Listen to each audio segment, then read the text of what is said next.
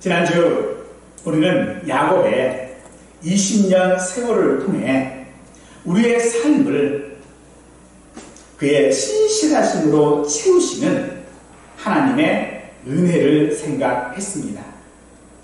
그런데 한 가지 의문이 있습니다. 하나님께서 우리의 모든 것들을 채우신다면 사람으로서 우리의 노력들, 우리의 성실함들, 우리가 가지고 있는 그 힘쓰고 애쓰는 것들, 그런 모든 노력들은 다 헛된 일인가 하는 것입니다. 전도서 기자의 말처럼 인생의 모든 일이 다 헛된 것이니 하나님께서 정해놓으신 운명에 굴복해야 하는가 하는 의문인 것입니다. 유명한 격언 가운데에 하늘은 스스로 돕는 자를 돕는다 라고 하는 말이 있지요. 이 말은 스마일즈라고 하는 사람이 쓴 책 자조론의 첫 구절입니다. 그런데 이 말은 사실 산업혁명기의 노동자들, 그런 사람들에게 그들이 가지고 있는 책임을 강조하는 그런 말이죠. 즉 개인주의적 가치에 속하는 것입니다. 따라서 이 격언은 하늘은 스스로 돕는 자를 돕는다라고 하는 이 말은 하나님의 도우심을 높이는 말이 아니라 오히려 하나님의 섭리를 조롱하는 말이고 사람의 노력이나 성실을 오히려 더 높이 평가하는 그런 말이 되어질 것입니다. 정말로 그렇지요. 우리가 살아가는 인생이라고 하는 것이 힘들고 어렵습니다.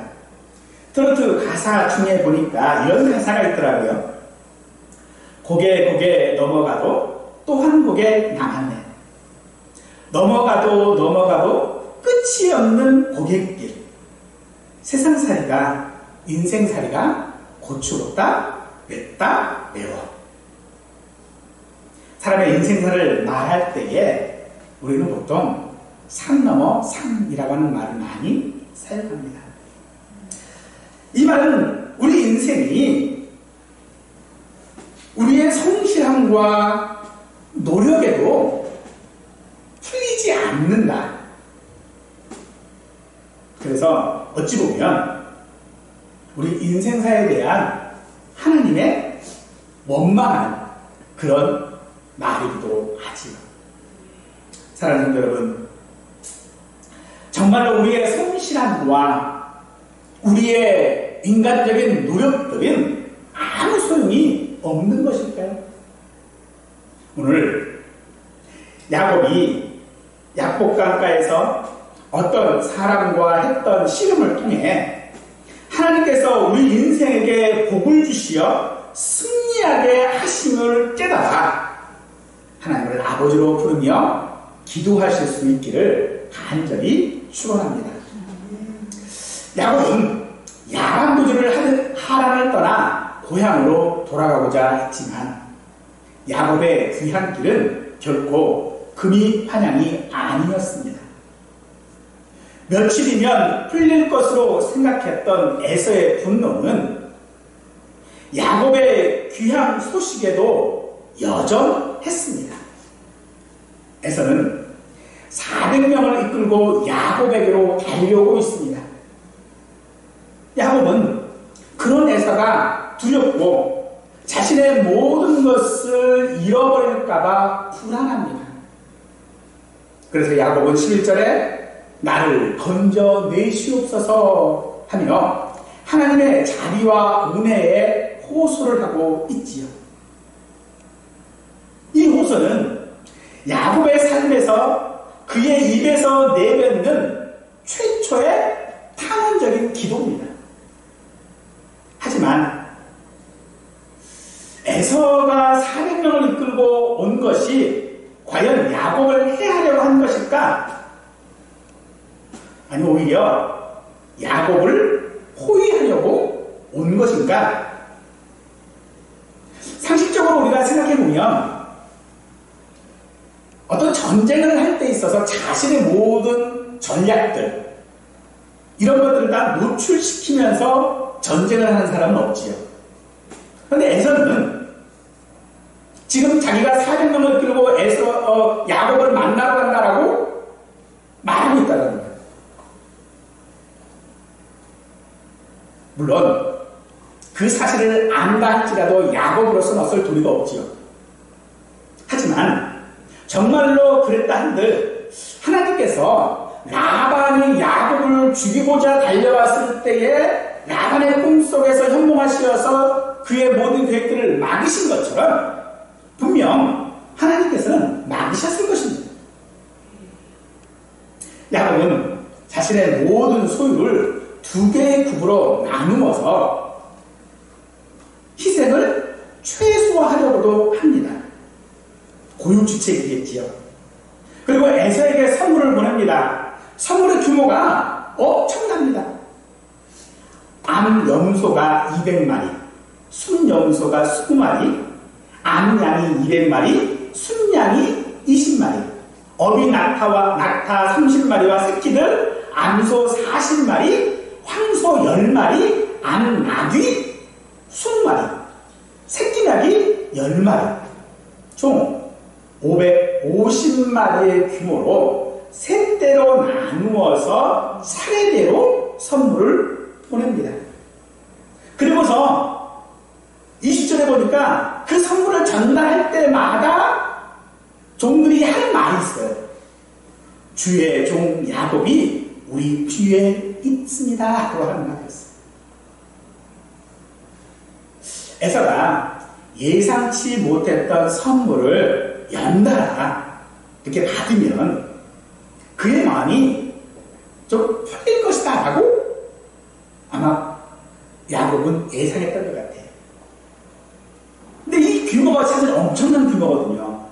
아시다시피 당시에 나귀 한 마리는 오늘날의 승용차 세단 한 대 값이에요.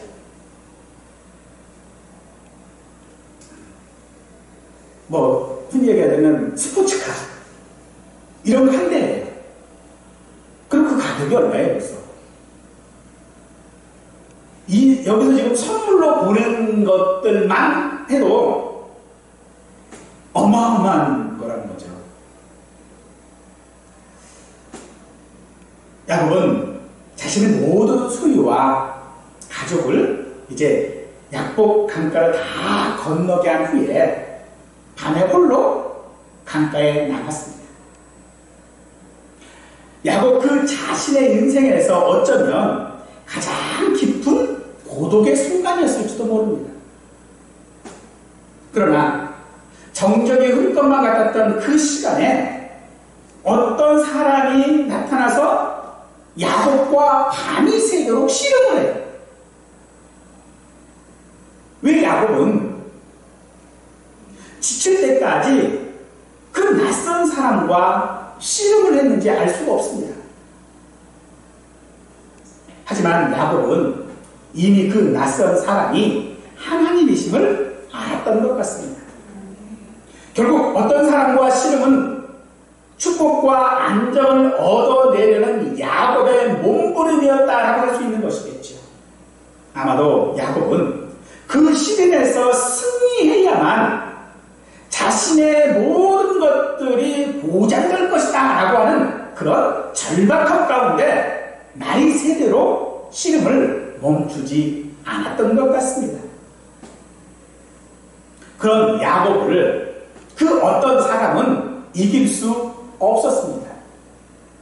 그래서 그 사람은 야곱의 허벅지 관절을 내리쳐서 야곱을 굴복시켰습니다. 그러나 야곱은 축복을 받아낼 때까지 그 사람을 부르지 않습니다. 그 사람은 야곱의 이름을 부른 뒤에 그에게 이스라엘이라고 하는 새로운 이름을 부여합니다. 이 이스라엘이라고 하는 말은 하나님이 이기신다라고 하는 그런 뜻입니다. 즉 야곱은 이제 야곱이라고 하는 그 이름의 뜻, 발목을 붙잡는 자의 삶이 아니라 하나님을 대면하는 삶을 가운데서 살아가는 사람이 되었던 것이겠죠. 그래서 야곱은 그곳의 이름을 분이엘, 즉 하나님의 얼굴이라고 합니다. 야곱은 에서의 소식을 듣고 하나님께 탄원하죠. 그 탄원의 근거가 어디에 있습니까? 그것은 하나님의 약속에 있습니다. 야곱이 살 길은 하나님을 의지하며 그분이 열어주시는 것을 기대하는 것밖에 없었던 것입니다.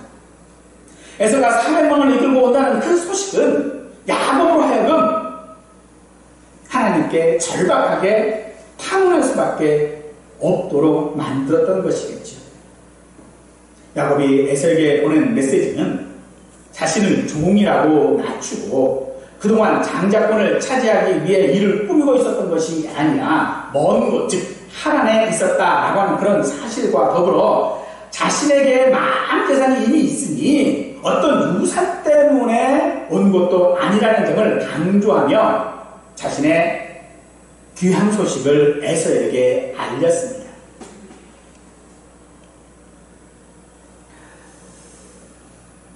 그러나 그에게 돌아온 소식은 에서가 400명을 거느리고 야곱을 만나러 온다라고 하는 것이었습니다.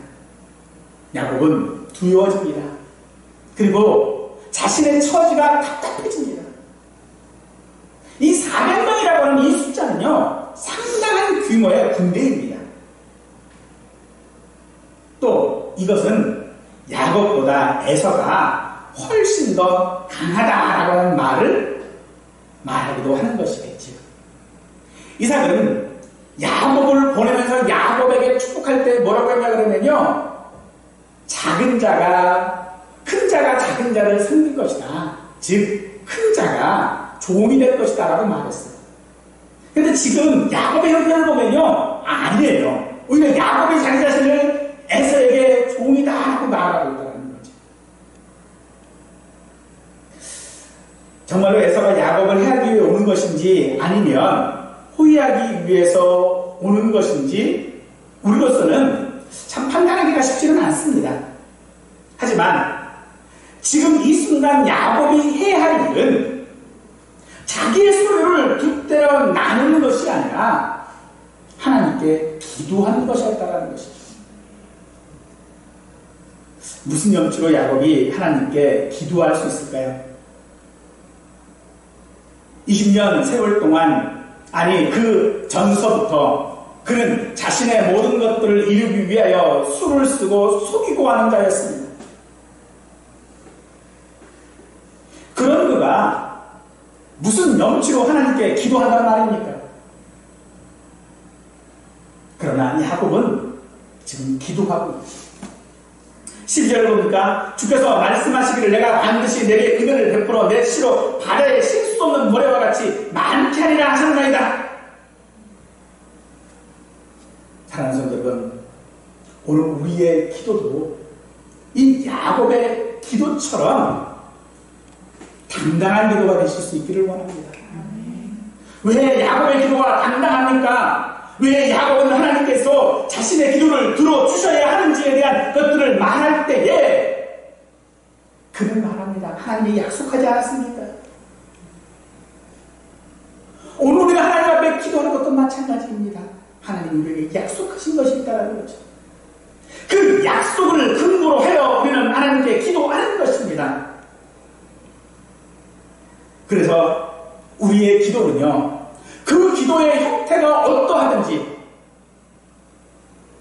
언제나 타당성을 가지는 것입니다. 야곱은 베델의 약속을 상기하고 있습니다. 내 자손을 번성케 하겠다라고 하는 그 약속을 상기하면서 하나님께 기도하고 있죠. 이 말은 무슨 말입니까? 하나님, 내가 다 죽으면 하나님의 약속을 어떻게 지키실 수 있습니까? 못한다라는 거거든요. 하나님께서 약속을 지킬 수는 없다는 말이 되어지거든요. 그래서 오늘 우리의 기도 역시도요, 하나님의 약속에 근거하는 것입니다. 그 그래서 하나님의 이 약속은 우리가 기도 중에 바랄 수 있는 가장 확실한 우리 기도의 안내자예요.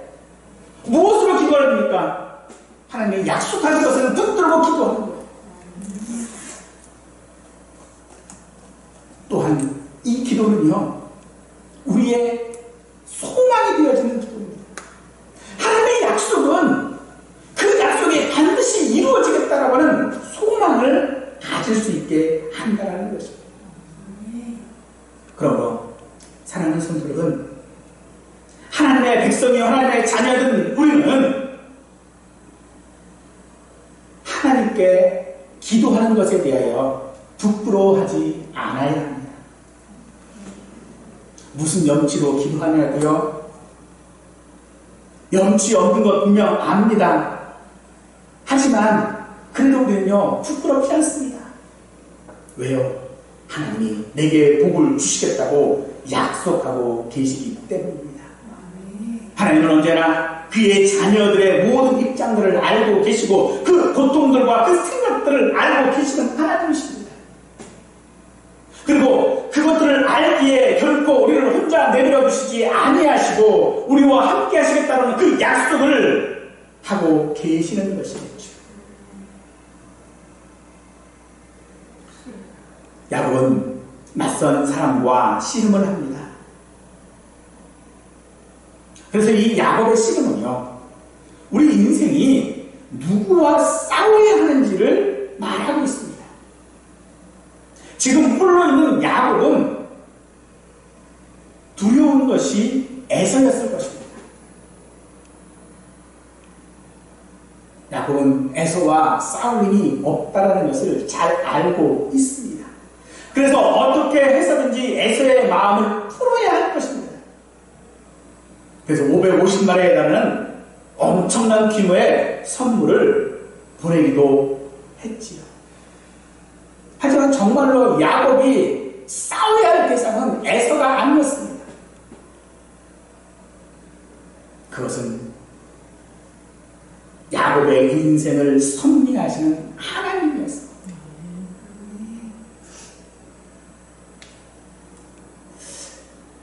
야곱은요, 에서의 얼굴을 대면하는 것이 솔직히 싫습니다. 선물을 보냈지만 에서의 얼굴 보는 게 결코 반가운 일이 아니겠죠. 우리도 하나님의 얼굴을 대면하는 것이, 즉 하나님 얼굴 앞에서 사는 것이 우리도 별로 좋아하지 않습니다. 왜냐하면 내 마음대로 못하기 때문이죠. 그러나 우리는요, 하나님 얼굴을 대면해야 합니다. 어떻게 하나님 얼굴을 대면할 수 있을까요? 어떻게 하나님 얼굴을 대면하며 기도할 수 있을까요? 야곱처럼 정말로 엄청난 규모의 선물보따리를 안겨줄 만한 능력이 우리에게 없는데 우리는 무엇으로 하나님의 마음을 녹일 수 있을까요? 야곱은 그 하나님의 그 마음을 녹일 수 있는 것이 무엇인지 모릅니다. 그때 하나님께서 찾아오셔서 그와 씨름을 하시죠. 우리 모두의 수고와 노력은 우리의 확신을 이끌지 못합니다.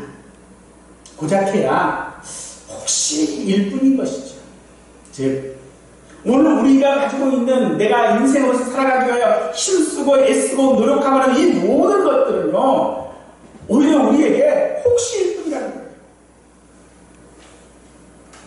오늘 이 성경에서 말하고 있는 이 씨름이 우리가 생각하는 우리 민속 경기를 말하는 것은 아닙니다. 이 씨름이라는 말은 먼저 일으키다 혹은 끼얹다 라고 하는 말에서 유래된 것으로서 필사적인 어떤 싸움을 암시한 말입니다. 실제 씨름을 하듯이 모든 힘을 쏟아내는 모습을 연상케 만드는 것이 바로 오늘 성경에 나와 있는 씨름이라고 하는 단어입니다. 정말로 그 씨름이 아마도 육체적으로 서로 뒤엉켜서 싸우는 그런 것일 수도 있고요. 그냥 우리가 흔히 이야기하는 야 내가 가문간에 어떤 꿈을 꿨는데 참 씨름했다라고 하는 것처럼 어떤 상징적인 말이 되어질 수도 있겠지요. 그러나 분명한 것 하나는요, 그 싸움은 필사적이었다는 거예요. 그 씨름은요 죽기 살기였어요. 왜 야곱은 그렇게 죽기 살기로 했을까요? 심지어 얼마나 야곱이 고집이 세고 했는지 그 사람이 야곱을 이길 수 없음을 판단하고 반칙을 하죠. 야곱의 골반 뼈를 내리쳐서 골절시켜서 굴복시키는 겁니다. 골반뼈를 쳐가지고 더 이상 씨름을 할 수 없게끔, 더 이상 싸울 수 없게끔 만들어요. 결국 야곱은요, 아무리 자기가 힘쓰고 했어도 이길 수 없었던 것입니다. 그러나 우리가 여기서 기억해야 될 것 한 가지가 있습니다. 야곱은 자기의 그 뼈가 부러졌어도 그 사람을 붙들고 있다는 거예요. 그 사람이 가져온 내버려 두시지 않고 붙잡고 있어요. 오히려 그가 가장 약할 때 그는 강해졌던 것입니다. 고린도후서 12장 10절 말씀에 보면 내가 그리스도를 위하여 약한 것들과 능력과 궁핍과 박해와 공고를 기뻐하노니 이는 내가 약한 그때에 강하니라. 정말 이 말씀처럼 가장 약했을 그때가 하나님을 붙잡을 수 있는 가장 큰 때라는 것입니다. 정말 우리가 기도할 때에 간절함을 가지고 기도할 수밖에 없는 상황들, 정말로 하나님께서 도우시지 않으면 해결될 수 없는 그 상황들 가운데서 우리에게는요 하나님을 이길 만한 힘이 없습니다. 그런데 그 힘이 없어요. 그때 하나님은 우리로 붙들게 하고 계시다는 겁니다.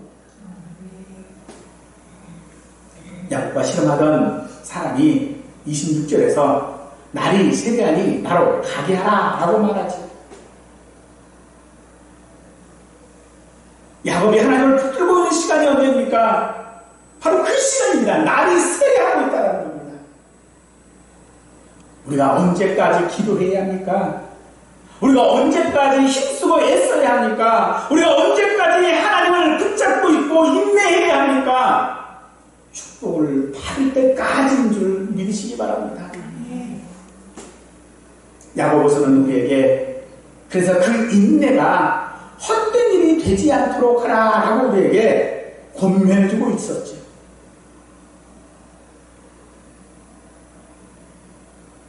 결국 우리가 하나님의 도우심이 아니고는 우리는 하나님을 설득할 수가 없습니다. 하나님은 우리로 산 넘어 산이라고 하는 그의 인생을 살도록 하신다는 거예요. 산 넘어 산이어서 포기하게 하시는 것이 아니라 산 넘어 산이라도 그 산을 다시 오르고 또 오르게 하시는 것이 하나님께서 우리를 붙들고 계시고 우리가 하나님을 붙들 수 있는 그 시간이다라고 말하는 것입니다. 사랑하는 성도 여러분, 우리의 노력들, 우리의 힘쓰고 애쓰는 것들은요 바로 우리가 하나님을 붙잡는 거예요. 그 붙잡는 그 시간이라는 겁니다. 그 붙잡음이 있을 때에 하나님은 분명코 키웠고 우리에게 복 주시는 줄 믿으시기 바랍니다. 야곱은 깨닫습니다. 자신이 에서와 대면했을 때에 죽지 않는다는 것을 깨닫습니다. 왜냐하면 지금 자기가 하나님과 싸워서 살아있거든요.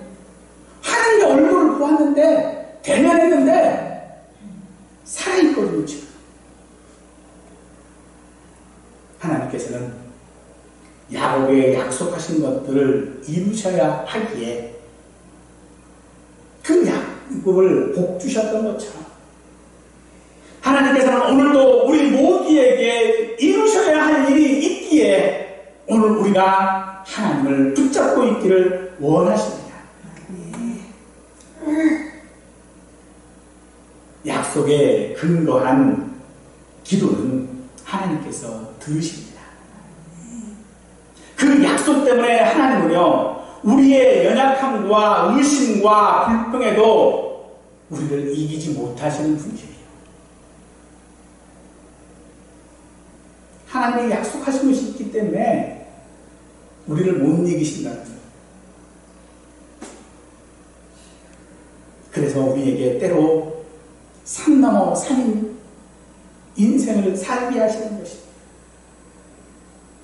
야곱은 하나님 얼굴을 대하고 죽지 않았습니다. 이는 야곱의 승리가 야곱의 성실이나 전략이나 성공이나 잔량이 아니라 하나님의 은혜라는 것을 말하는 것입니다. 우리는 우리 스스로 겸비해야 하고 오히려 하나님께서 우리를 위하여 스스로 낮추셨다고 하는 이 사실이 바로 하나님의 은혜라는 것입니다.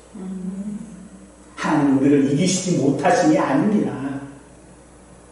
하나님은 충분히요 우리를 굴복시킬 수 있는 분이십니다.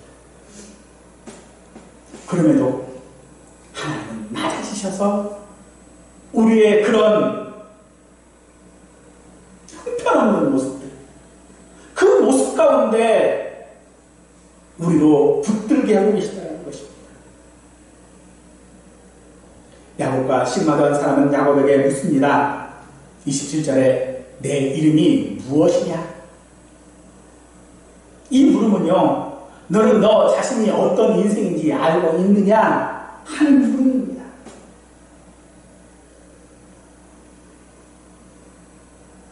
승리와 성공은 원하지만 이룰 수 없는 그런 존재, 늘 속이는 자인 야곱임을 고백할 때에 그는 새로운 이름을 받습니다. 지금까지 자기의 마음대로 살던 인생이 아니라 이제는 하나님과 어떻게든 관계된 인생을 살겠다고 하는 야곱의 모습, 그것이 야곱이 받은 새 이름 이스라엘인 것입니다. 내 인생 모두에서 하나님이 이기시는 인생, 내 모든 싸움에서 하나님만이 승리자인 그 인생이 우리에게 있다고 말하는 것입니다. 그래서 우리는 끊임없이 매 순간마다 하나님을 붙드는 기도를 해야 합니다. 자주 기도하고 쉬지 않고 간구하고 하나님께서 은총을 허락해 주실 그 날까지 우리는 기도해야 합니다. 하나님께서는 야곱이 하나님을 붙들고 간절히 기도하도록 그를 붙잡아 주셨습니다. 그 시간은 여전히 홀로 감당해야 하는 시간이겠지만 오히려 그 시간에 하나님은 우리를 찾아오실 것이고 우리는 그래서 혼자라고 생각된 그때에 혼자가 아닌 것입니다. 요한 2서 1장 12절 말씀을 보면 너희에게 가서 대면하여 말하려 하니 이는 너희 기쁨을 충만하게 하려 함이라 라고 요한 사도가 말합니다. 이처럼 비대면이 트렌드인 세상과 달리 요한 사도는요 성도들과 대면하고 싶어 합니다. 이유는 그것이 서로에게 기쁨이기 때문인 것입니다. 왜 하나님은 우리에게 찾아오십니까? 그것이 기쁨이기 때문에 그렇습니다. 왜 하나님 앞에 우리는 하나님과 대면해야만 합니까? 그것이 우리의 기쁨이 되기 때문입니다.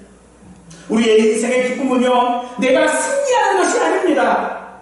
오히려 대면하는 것이 우리 인생의 기쁨인 것입니다. 세상과 대면하는 것이 아닙니다. 에서와 대면하는 것이 아니었습니다. 오직 우리가 정말로 대면해야 하는 것은 하나님과 대면하는 것입니다. 어떻게 우리가 하나님과 대면할 수 있냐고요?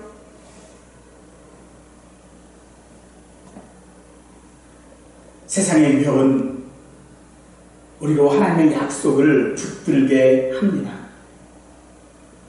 인생 내내 자기 힘으로 경쟁하며 이기려만 했던 야곱이었지만 자기 힘으로 이루었던 인생의 승리가 결코 하나님의 축복을 대신할 수 없다라고 하는 사실을 인정할 때에 야곱은 이스라엘이 되었습니다.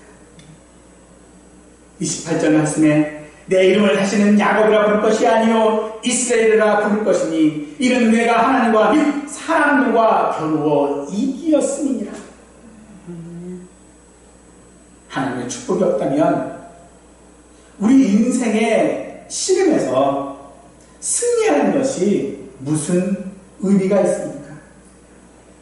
그것은 허무일 뿐입니다. 헛되고 헛된 일일 뿐입니다. 그렇다고 해서 좌절하고 그저 넉나간 사람처럼 별도로 되라는 식으로 살아가라라고 하는 것이 아닙니다. 하나님은 우리와 더불어 씨름하시기를 원하십니다. 하나님께서 야곱을 굴복시키시기 위해 씨름하시는 것이 아닙니다. 하나님의 목적이 야곱을 굴복시키는 것이었다면 굳이 날이 새 때까지 씨름할 필요가 없으셨고 굳이 야곱의 환도뼈를 야곱의 그 골반뼈를 칠 이유도 없습니다. 사랑하는 성도 여러분, 하나님께서 우리를 굴복시키시기 위하여 우리에게 어려움을 주시는 것이 아니라는 겁니다. 내가 어려움을 당해야 비로소 하나님이 계시는구나 이 사실을 깨닫기 때문에 우리에게 어려움 주시는 것이 아니라는 겁니다.